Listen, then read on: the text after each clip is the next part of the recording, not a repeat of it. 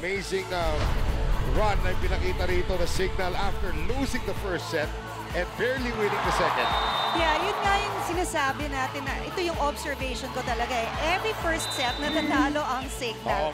But when they wake up in the second set, nakukuha nila. They go to second, third, and fourth. They sweep it.